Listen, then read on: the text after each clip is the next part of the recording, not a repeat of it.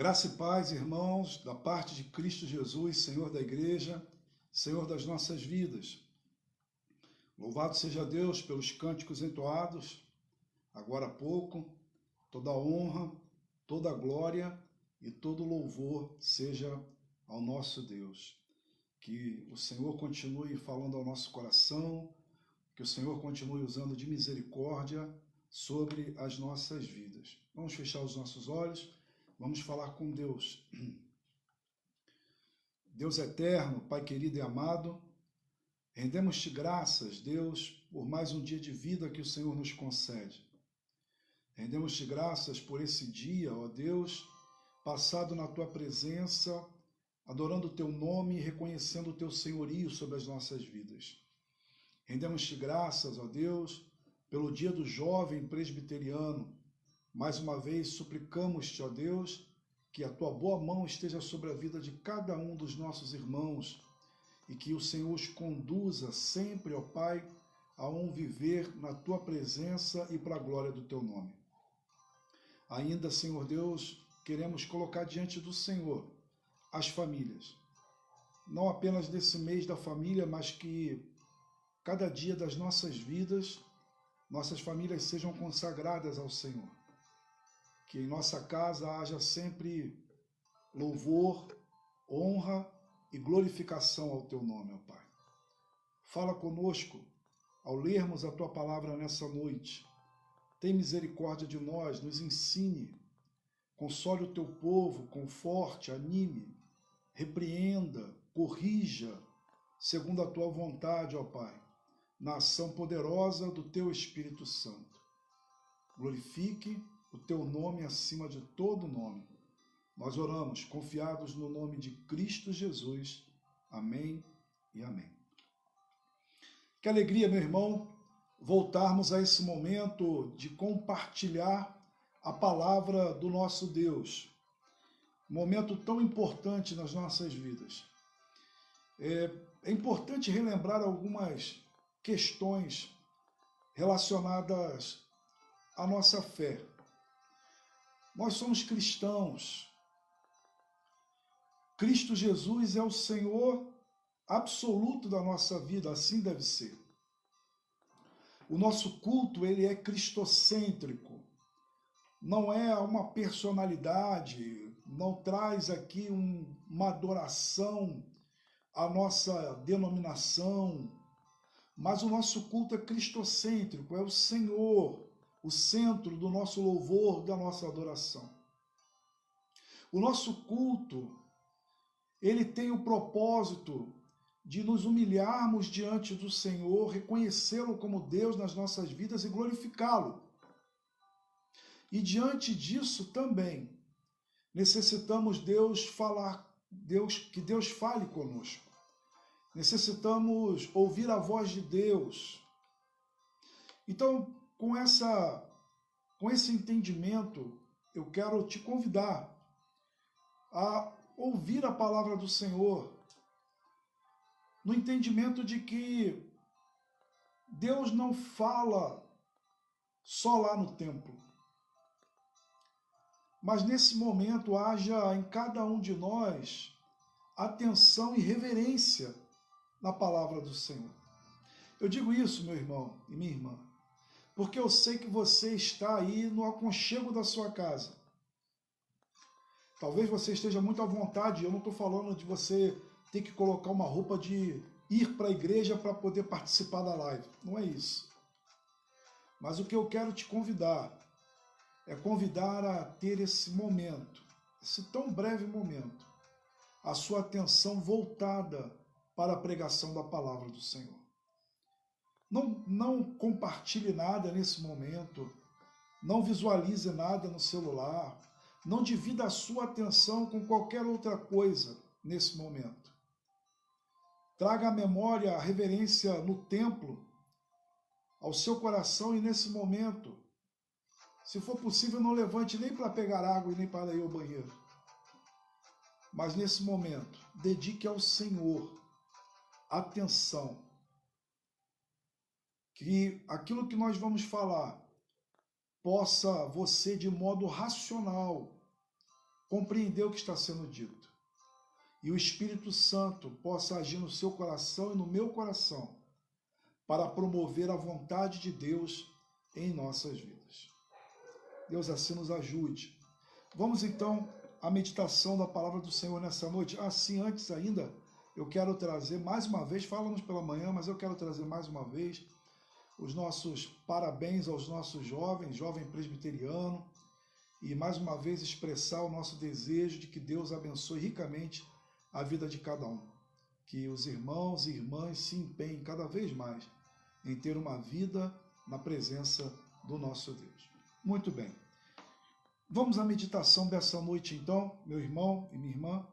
Vamos abrir a palavra do Senhor no livro de Atos dos Apóstolos, no capítulo de número 5. Perdão, vamos fazer a leitura um pouquinho antes, capítulo 4. Leremos a partir do versículo de número 32. E seguiremos nessa leitura até o versículo de número 11. E teremos assim uma visão um pouco mais ampla do que lendo apenas o capítulo de número 5, daquilo que queremos conversar com os irmãos nessa noite. Atos dos Apóstolos, capítulo 5, capítulo 4, do versículo 32 ao capítulo 5, versículo 11. Acompanhe a leitura, meu irmão e minha irmã. Da multidão dos que creram, era o coração e a alma. Ninguém considerava exclusivamente sua nenhuma das coisas que possuía. Tudo, porém, lhes era comum. Com grande poder, os apóstolos davam testemunho da ressurreição do Senhor Jesus. Em todos eles havia abundante graça, pois nenhum necessitado havia entre eles, porquanto os que possuíam terras ou casas, vendendo-as, traziam os valores correspondentes e depositavam aos pés dos apóstolos.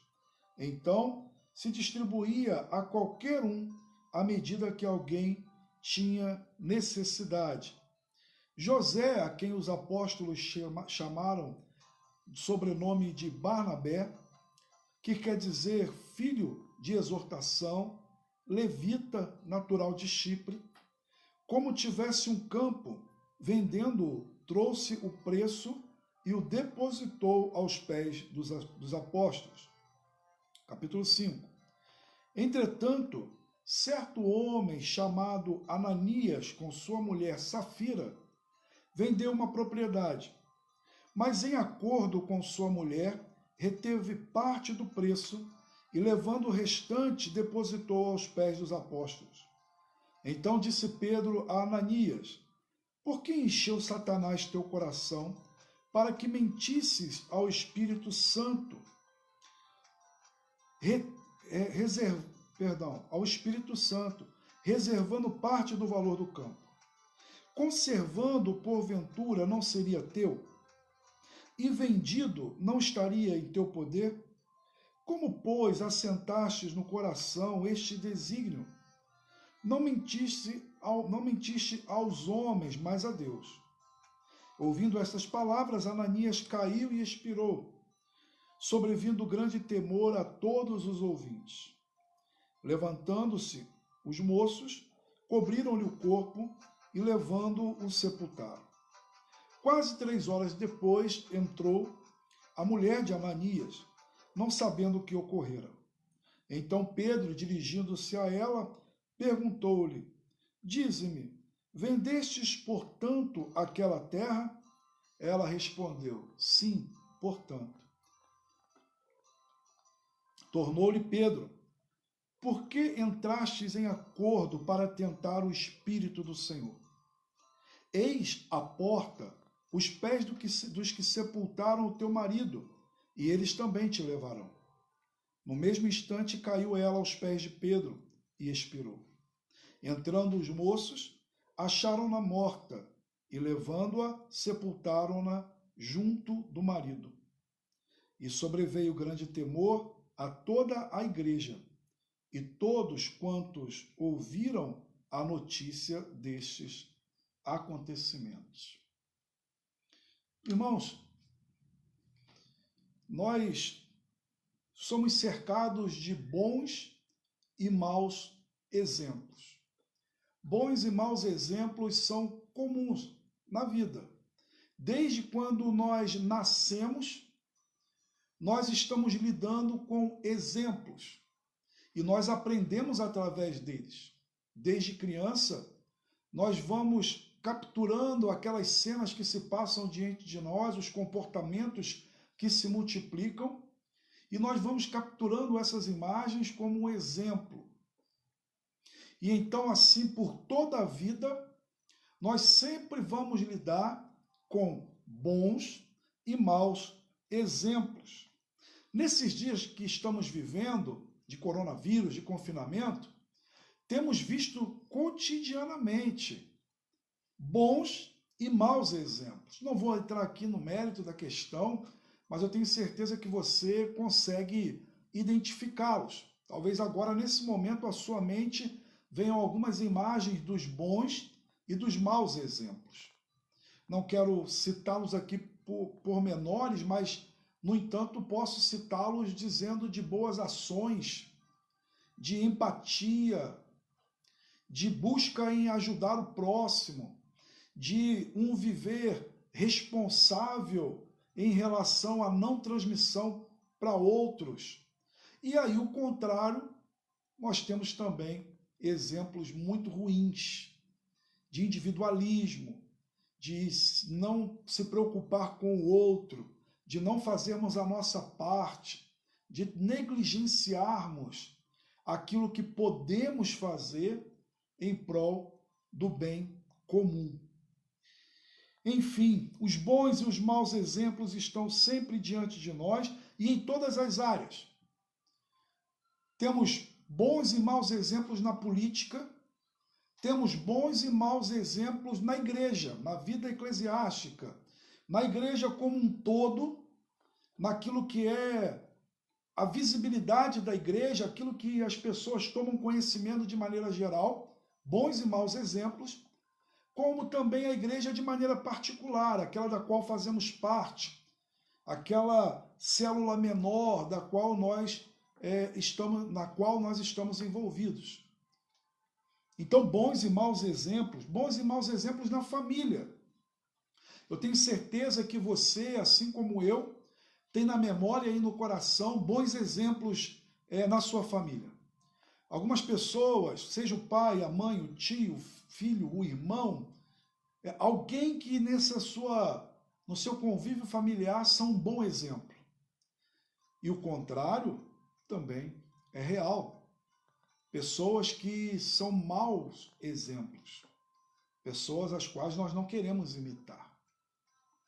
Isso tudo que eu estou trazendo aqui, irmão, é para pensar com você que os maus exemplos não são para serem seguidos, reproduzidos, multiplicados. Precisamos ter consciência daquilo que não serve para nós. Seja feito por uma celebridade, seja feito por um ícone religioso, seja feito por quem quer que seja. Se é um mau exemplo, não vamos replicar aquela ação.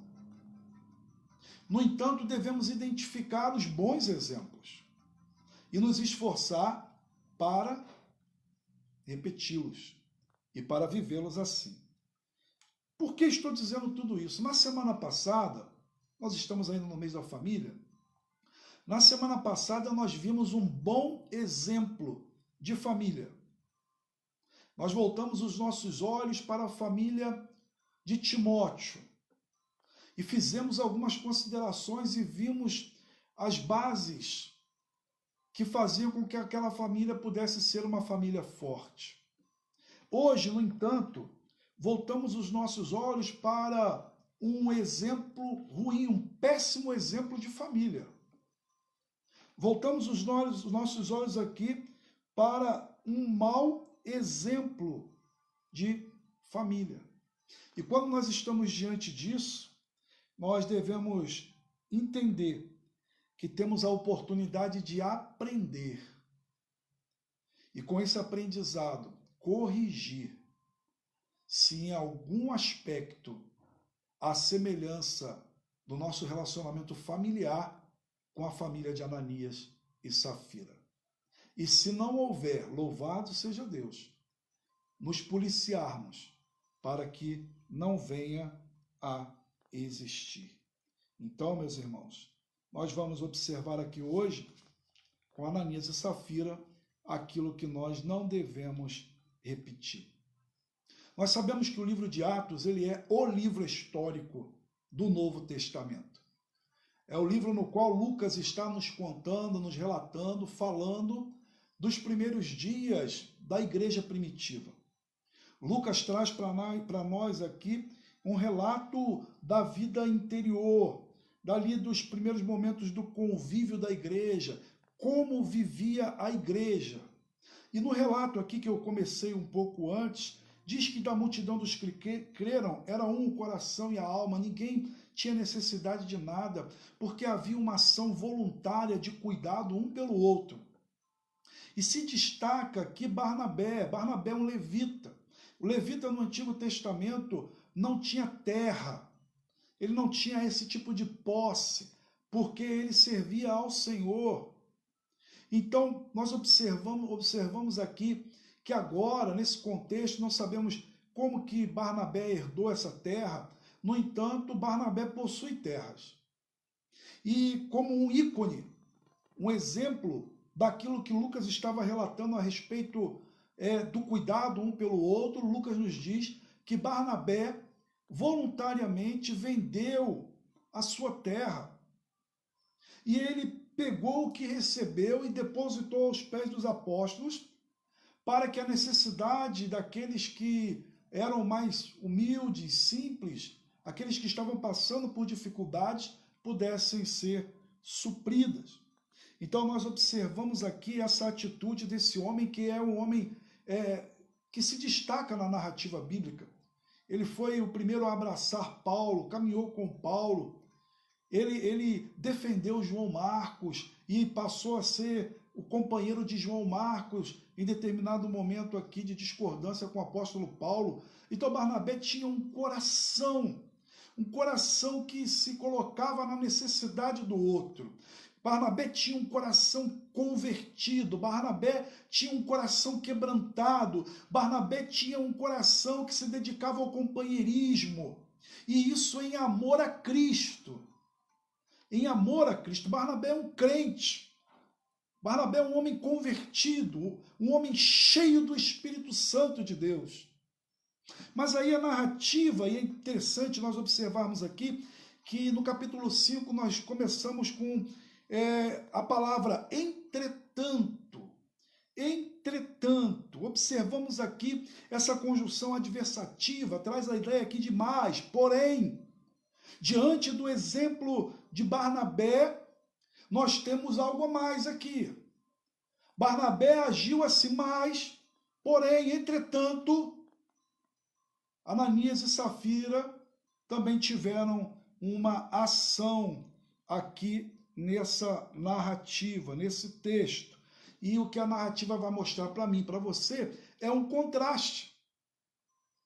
A narrativa vai mostrar para mim e para você uma diferença de intenção do coração. O que podemos observar aqui é como que se Ananias e Safira tivessem se enchido de inveja de Barnabé. O gesto nobre de Barnabé, desprendido, voluntário, com o coração não numa ação pontual, mas numa constância de vida de cuidado com o outro. Observamos na narrativa, então, que aparece, que entra aqui nessa narrativa, esse casal. Uma passagem tão breve pela narrativa bíblica. E o texto nos diz que Ananias e Safira tinham outras intenções no coração. Queriam ser vistos. Eles queriam mostrar como se tivessem um coração como que o de Barnabé, mas não possuíam um coração assim. Antes, vamos fazer um parêntese para dizer que o texto aqui, irmãos, se alguém usa esse texto fora do contexto, é bom corrigirmos que o texto aqui não está falando que aqui todas as pessoas estavam obrigadas a vender as suas propriedades para sustentar, para ajudar, para socorrer os outros. Essas eram ações voluntárias. A gente observa na própria palavra de Pedro, quando diz a Barnabé, olha, era teu, você tinha o direito de não vender e ele ia continuar sendo seu. Mais ainda, Pedro diz assim, olha, e se você quisesse vender, o lucro, ou seja, o resultado da venda era seu, você não precisava dar. Então o texto não está falando aqui, o foco do texto não é falar sobre vender terras e ajudar as pessoas, sobre a obrigação de ter que vender os bens para socorrer as pessoas. Mas o texto está falando muito mais de uma questão de intenção. O texto mostra para nós aquilo que está por trás das ações e as consequências que elas nos trazem. Observamos aqui então que por uma aparência, alguém que olhasse e ouvisse o que Ananias e Safira havia dito, poderiam ter a impressão que havia ali então alguém que tinha o coração como o de Barnabé, mas não tinham. Tinham uma aparência de piedade, mas não sabiam o que era isso. Tinham uma aparência de amor pelo outro, mas isso não era uma realidade. Tinham uma aparência de desprendimento, mas não conseguiram largar, não conseguiram abrir mão daquilo que eles queriam que as pessoas pensassem. Eles deram vazão à carne, e é interessante observar que Pedro vai relacioná-los com o diabo. E então observamos aqui que há uma relação de Ananias e Safira com o diabo e não com o Espírito Santo, de Barnabé com o Espírito Santo e não com o diabo. O casal queria ser visto. O casal queria ser visto do ano. O casal queria palmas, aplausos. O casal queria reconhecimento da parte das pessoas.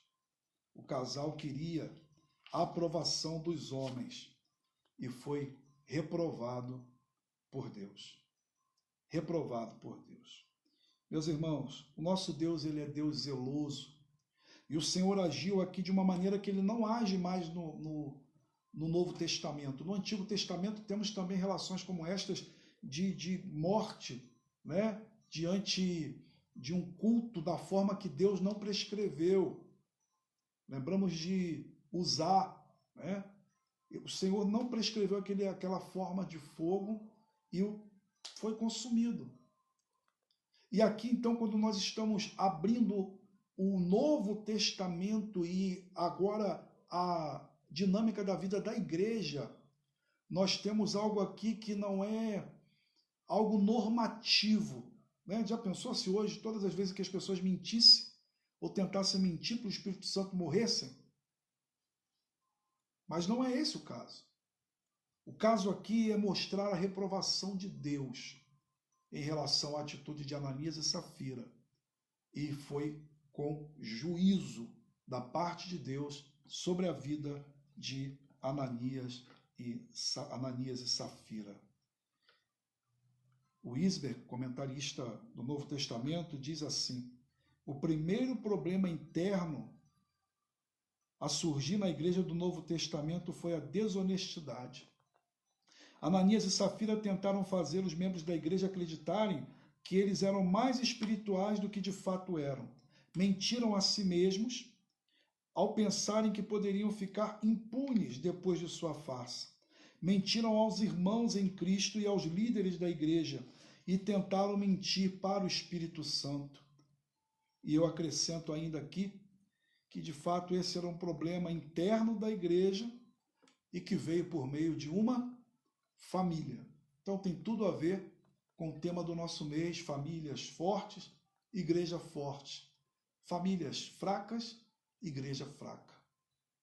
Famílias que querem viver de aparência, uma igreja que não passa de aparência. Olhemos então, irmãos, para esse exemplo, esse mau exemplo, e não entremos por esse caminho. O tema nessa noite é famílias fortalecidas no Senhor rejeitam maus exemplos. Rejeitam.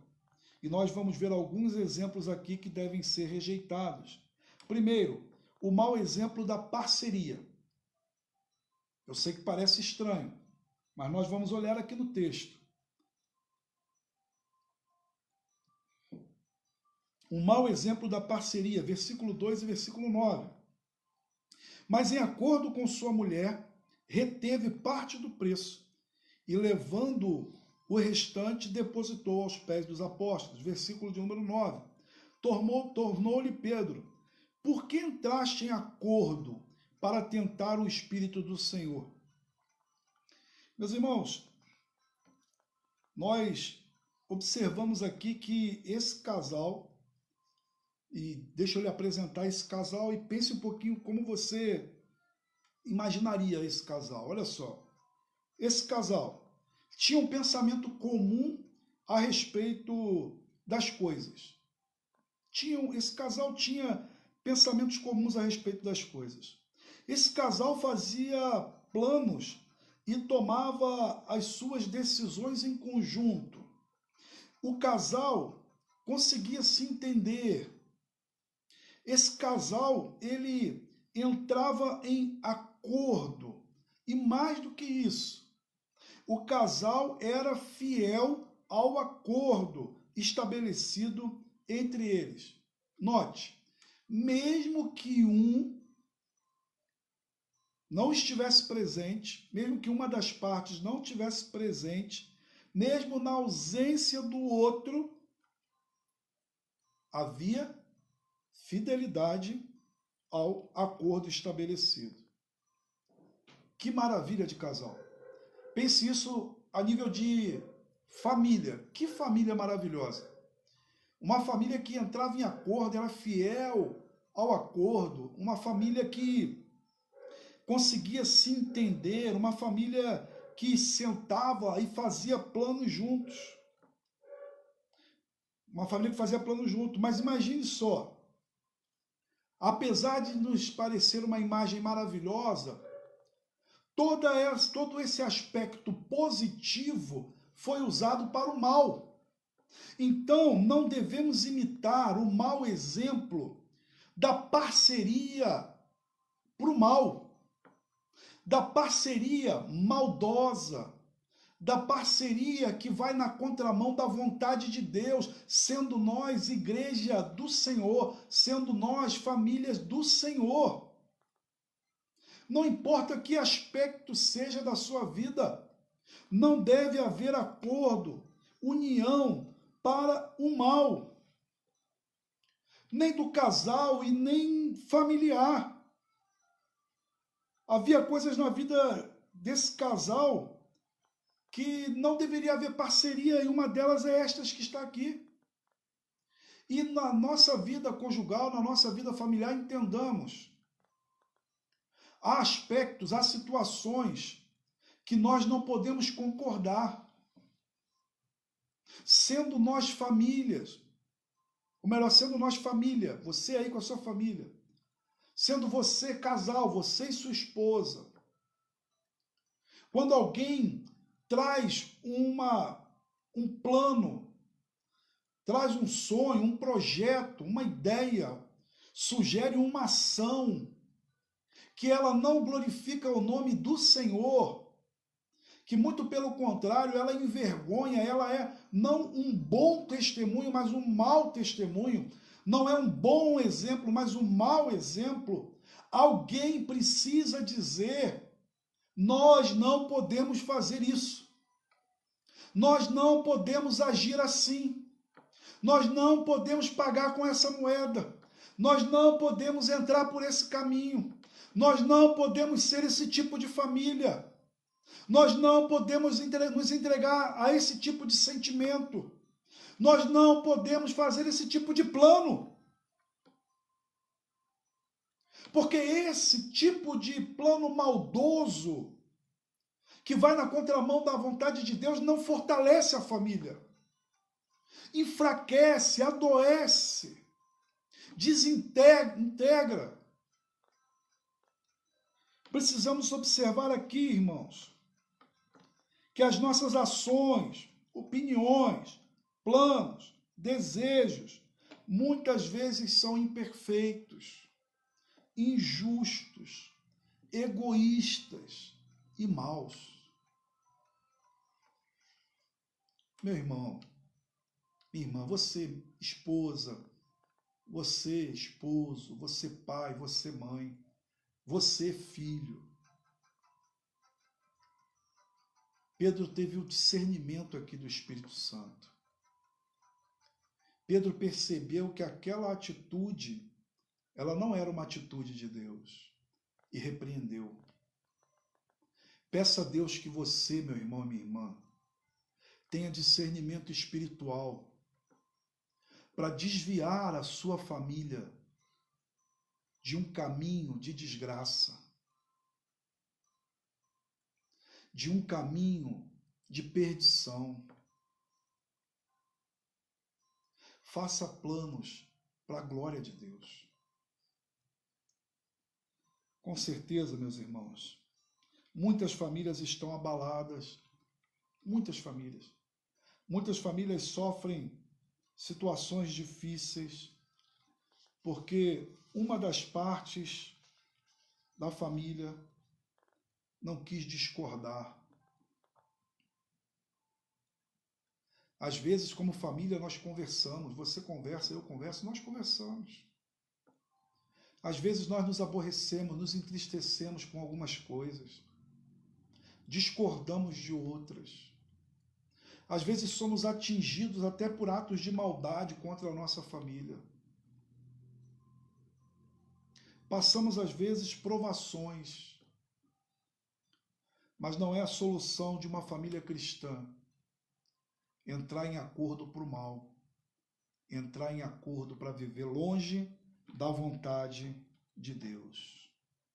Por vezes, nós precisamos ouvir, muitas vezes devemos ouvir, o nosso filho, nossa filha, nossos pais, nossos cônjuges,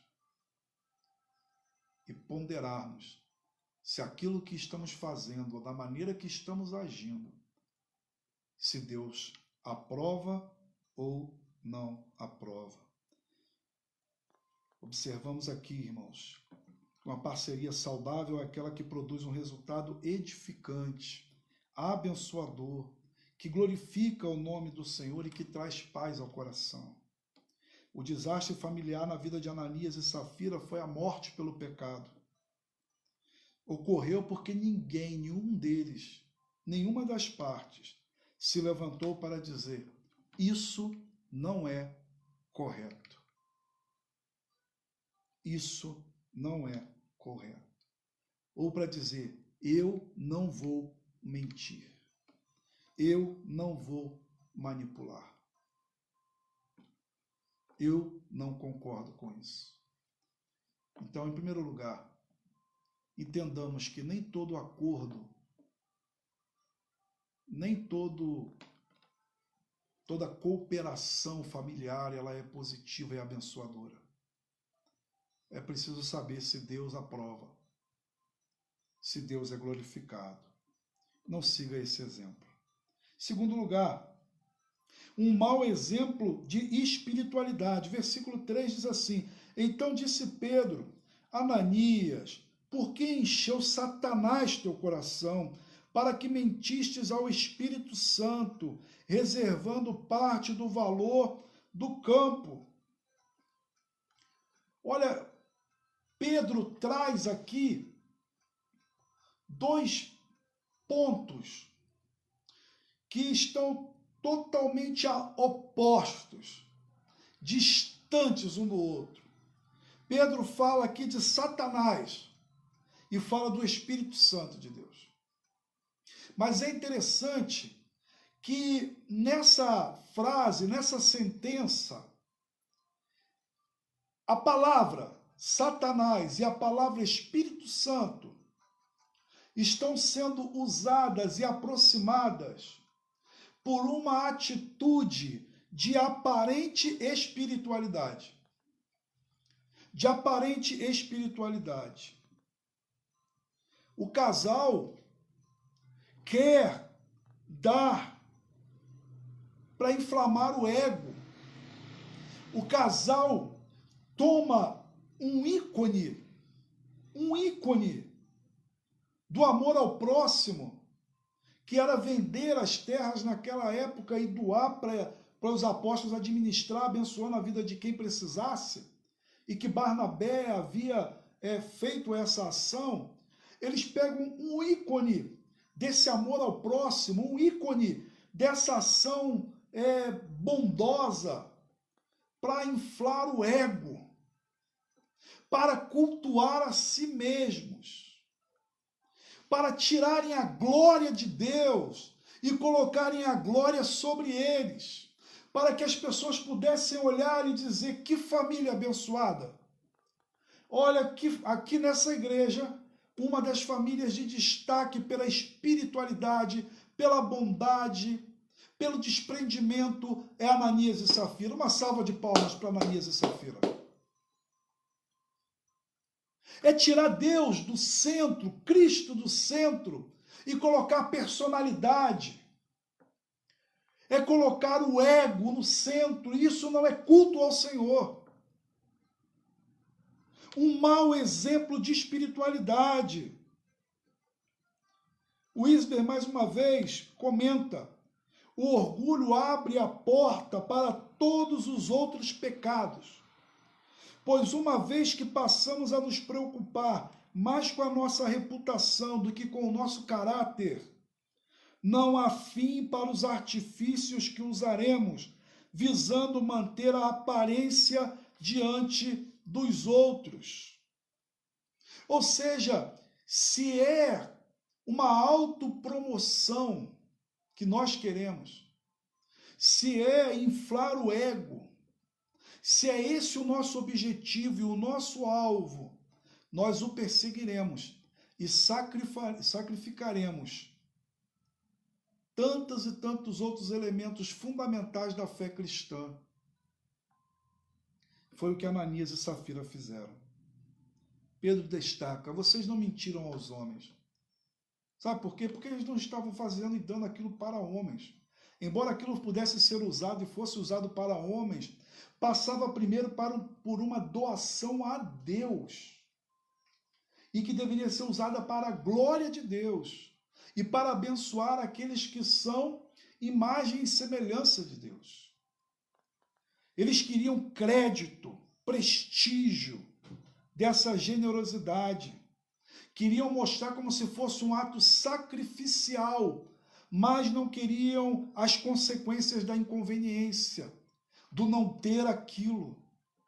Assim, a fim de conquistar uma reputação a qual não tinham direito, eles contaram uma mentira deslavada diante de Pedro.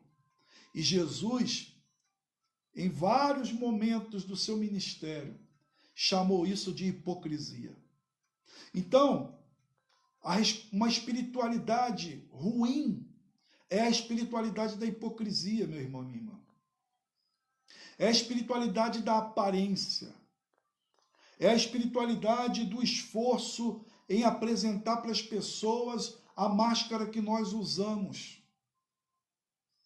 Nós, como família, precisamos entender que Deus conhece o nosso coração e a nossa vida. Não entre por esse caminho, meu irmão e minha irmã, de ser uma coisa diante dos olhos dos homens e ser outra coisa longe deles. Não vamos perseguir esse exemplo de Ananias e Safira. Precisamos entender que Jesus Cristo condenou a hipocrisia e Jesus é o Senhor da igreja. Jesus é o Senhor das nossas vidas.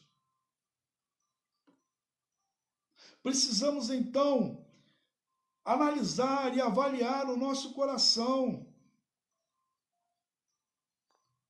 a respeito da expressão da nossa espiritualidade. É importante entender que nós não podemos imaginar que vamos viver o ideal, mas nós devemos buscá-lo. Cometeremos falhas, não conseguiremos viver à altura da graça, do amor e da bondade de Deus, da santidade de Deus. Mas devemos buscar viver aquilo que é possível na nossa santificação. E associado, como diz aqui, a porta se abre, associado a essa hipocrisia, está aí a arrogância. A arrogância. Querer se colocar num lugar que não é o nosso, superior aos outros. Olha, meu irmão, quero falar um pouco aqui, um parêntese, sobre a arrogância. A Bíblia diz que o Senhor Deus, Todo-Poderoso, ele resiste ao soberbo, ao arrogante. E nada destrói mais uma família do que uma pessoa arrogante. Uma pessoa de coração duro, que para sustentar a sua arrogância, para não ter uma atitude de humildade, não reconhecer os seus erros, não se colocar abaixo do patamar que ele se conservou, destrói famílias, destrói igrejas, põe fim às melhores amizades. O arrogante, meu irmão, passa por cima de tudo e de todos. Ele expressa uma espiritualidade de autopromoção, mas o seu coração pertence somente a ele. O arrogante, ele é manipulador. Imagine esse tipo de pessoa dentro de uma vida familiar. Pai, mãe, filho, não seja arrogante. O que a palavra nos ensina é que devemos ser humildes, e a expressão da nossa espiritualidade diante de Deus, ela começa e ela se mantém pela humildade. É a humildade de nos reconhecermos pecadores, falhos, imperfeitos. É a humildade de nos reconhecermos que há um local para nós, um lugar para nós, e o nosso lugar é na condição de humanos e não divinos, porque divino é só o Senhor. Um homem humilde tem um bom relacionamento com a sua esposa, tem um bom relacionamento com os seus filhos, tem um bom relacionamento com os seus pares, onde quer que ele esteja, no trabalho, na igreja. Um homem arrogante, ele tem dificuldade de se relacionar com qualquer pessoa. O mesmo se aplica à mulher, ao jovem, ao idoso. Uma das pessoas mais complicadas para lidar é a pessoa que veste uma capa de humildade, mas por baixo só há arrogância. Esse é um mau exemplo, porque Ananias e Safira são essa família, são esse casal. Como escreveu George MacDonald, metade da infelicidade do mundo decorre da tentativa de aparentar em lugar da tentativa de ser. Vou ler de novo. Metade da infelicidade do mundo decorre da tentativa de aparentar em lugar da tentativa de ser. Ao invés de nos esforçarmos em sermos, nos esforçamos muito mais em aparentar. E manter aquilo que nós não somos é difícil demais, dá trabalho. Te convido hoje você, como família, se você tenha percorrido por esse caminho, a desistir dele. Não viva de aparência, meu irmão, minha irmã. É muito melhor que você hoje, agora nesse momento, chore aos pés do Senhor, reconhecendo as suas mazelas e as suas dificuldades. E o Senhor te santifique, te renove, renove toda a sua família, do que tentar sustentar nos ombros o peso de ser uma coisa diante das pessoas e outra na ausência delas. Meu irmão e minha irmã, não siga o exemplo de Ananias e Safira, de uma espiritualidade ruim. Esse é um mau exemplo, não devemos seguir. Em terceiro lugar, falamos do mau exemplo do acordo, do mau exemplo da espiritualidade. E agora eu quero falar de um bom exemplo como consequência daqueles que caminham por esse caminho. Versículos 5 e 10 diz assim: ouvindo essas palavras, Ananias caiu e expirou, sobrevindo grande temor a todos os ouvintes. No mesmo instante caiu ela aos pés de Pedro e expirou. Entrando os moços, acharam-na morta e, levando-a, sepultaram-na junto do marido. Um bom exemplo da reprovação de Deus. Nós somos cristãos e nos interessa muito mais a aprovação de Deus do que a aprovação dos homens.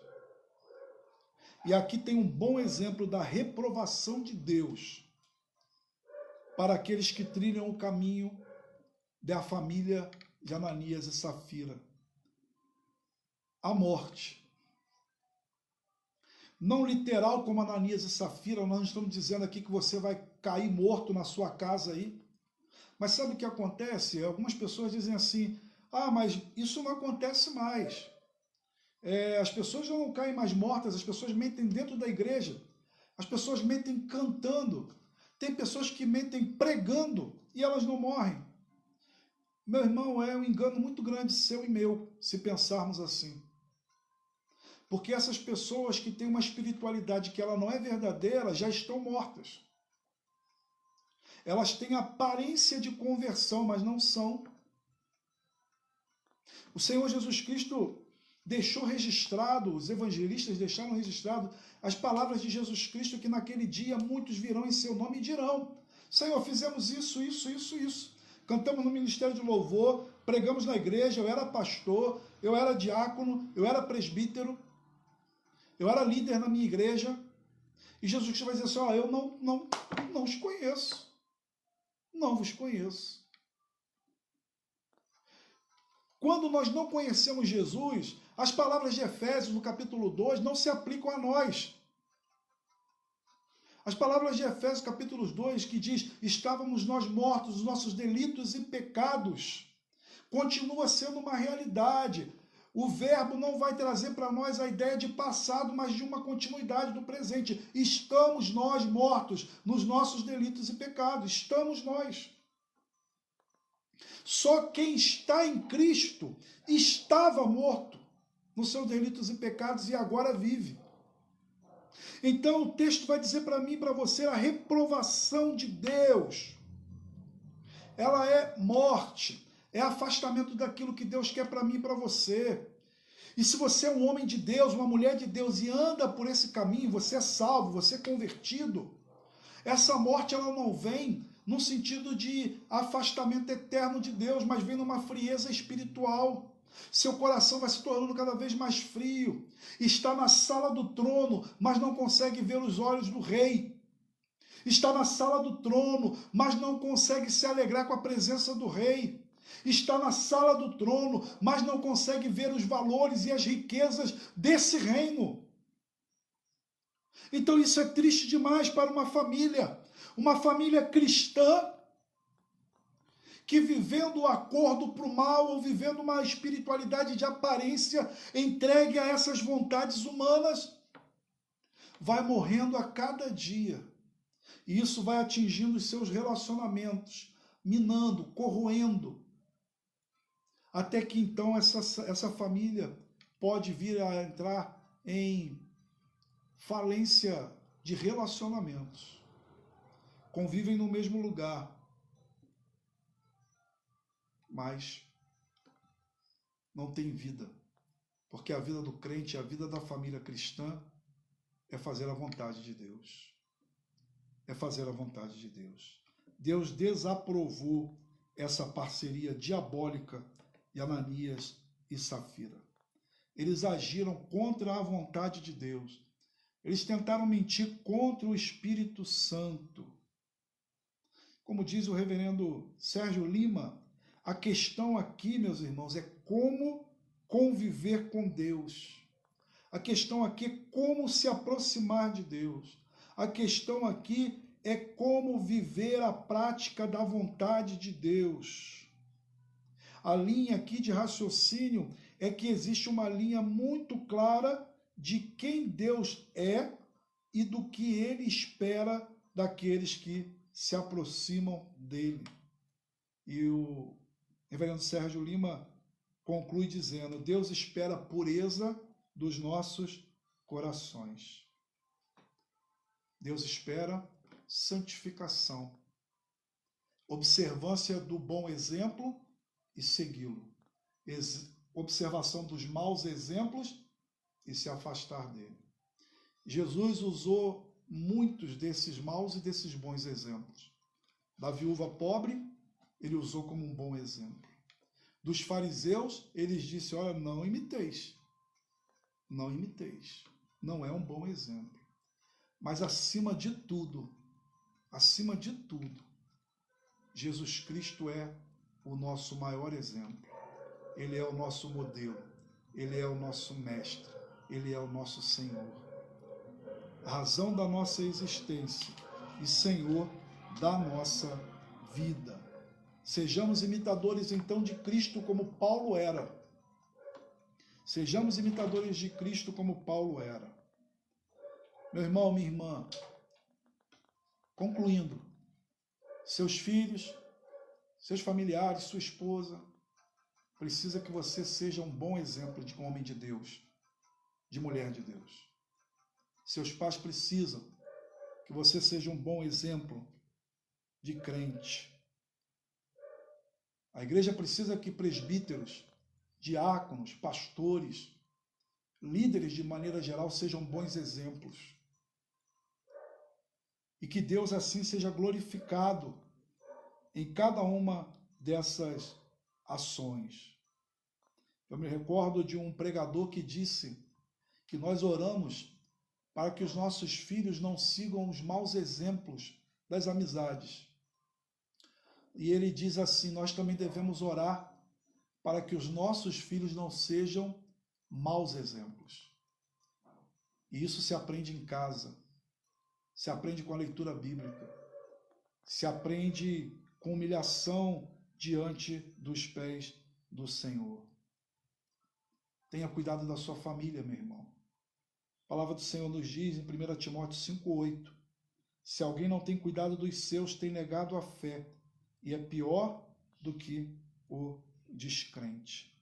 Cuide da sua família, sendo você um bom exemplo de homem de Deus, um bom exemplo de mulher de Deus. Que a sua vida, meu irmão, minha irmã, seja muito diferente, que a sua família seja muito diferente da família de Ananias e Safira.